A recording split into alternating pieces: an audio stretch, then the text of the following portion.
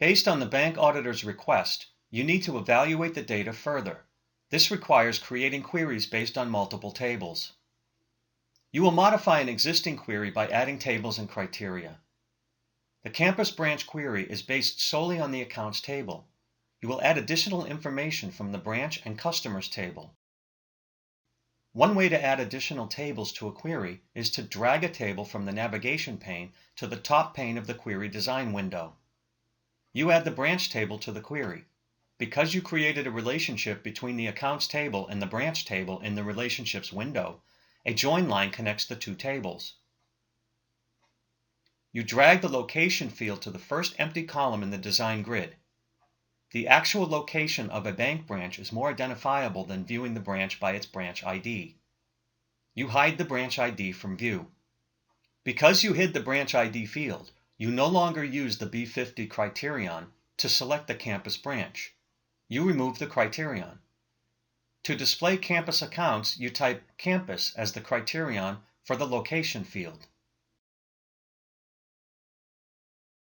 You decide to sort the query by the balance in descending order, so you remove the sort from the account ID column and add a descending sort to the balance column.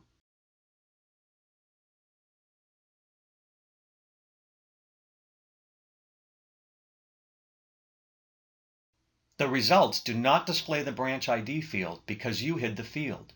10 records, all campus accounts, display. You save the query.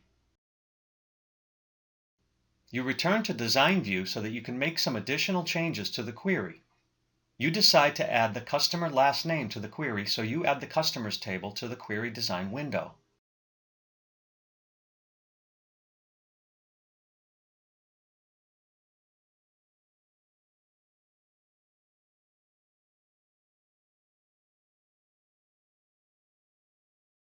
The one-to-many join line automatically connects the customers table to the accounts table because previously you created a relationship between these two tables.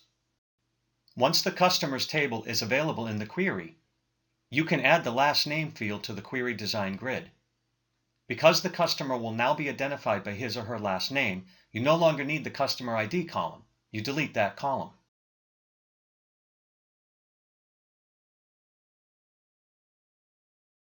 The last names of the customers now display in the results.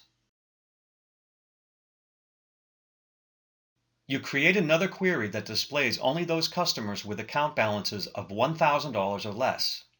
You will create the query using the Query Design view instead of using the Query Wizard.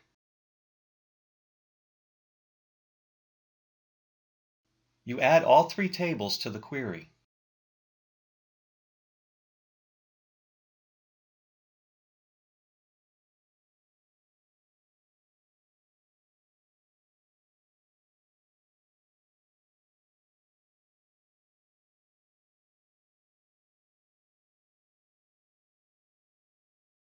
You add the criterion to the balance column that will display all accounts with $1,000 or less. The query displays 6 results with a balance of $1,000 or less.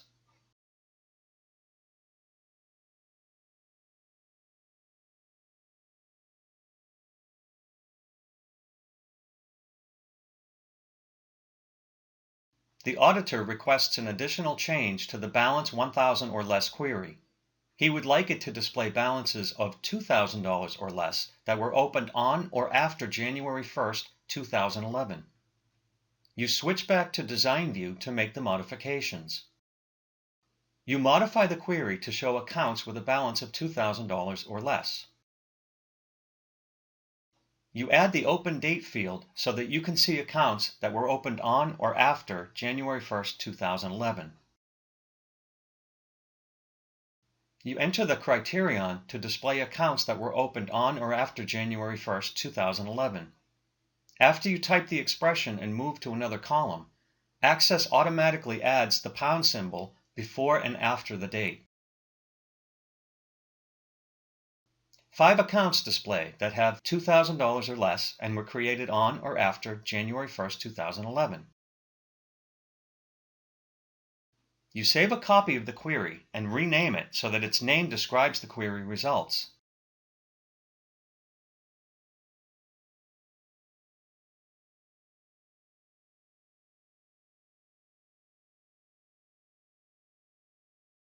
You decide to sort the data by the date the account was opened in ascending order, so switch back to Design View and add the sort.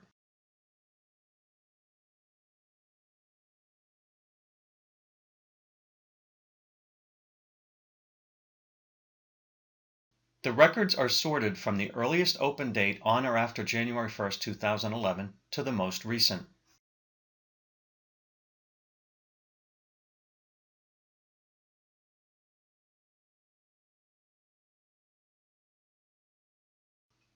The auditor wants to know the number of accounts each customer has opened. You create a query using a totals row to obtain these data. Use the Query Design View to create the query. You will use the Accounts table and the Customers table to create the query.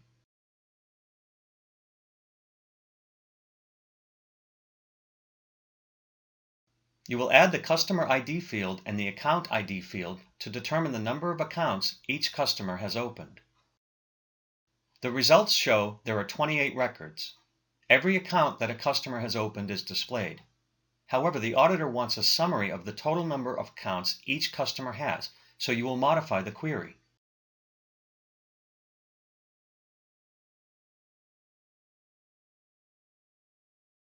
Both columns show the Group By option in the total row.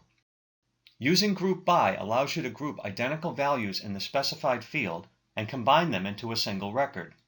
In this case, the query groups the records by customer ID and counts the total number of accounts for each customer.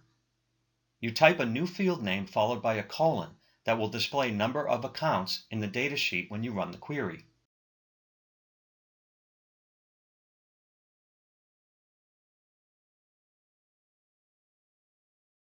The results display one record for each customer and the number of accounts each customer has opened.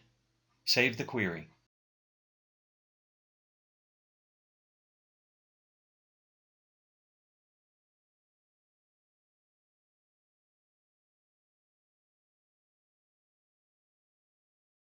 You created queries based on multiple tables that were joined in relationships by their common values. You added criteria to filter the results, and you used the total row to group and count records.